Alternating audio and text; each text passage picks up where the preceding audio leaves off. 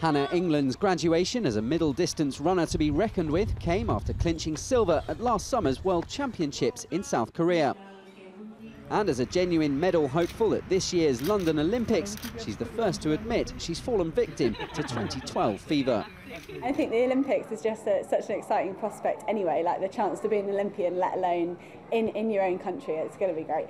I will look to kind of do well in all my races before the Olympics as well. That's definitely a chance to sort of build confidence and momentum into the games. But at the back of my mind, it doesn't really matter how you do before as well, though. As long as you make the team and as long as you're on the start line, I think anything can happen. England's prominence on the track came following her phenomenal comeback in Daegu, her first major championship final. But despite coming back to a hero's welcome in her hometown of Oxford, not a lot has changed for England as she continues her build-up to this summer's games.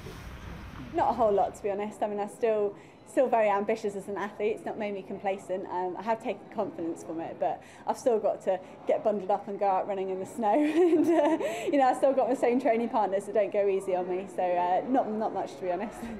England will continue her Olympic preparations in Birmingham this weekend as she takes part in the Aviva Grand Prix on Saturday.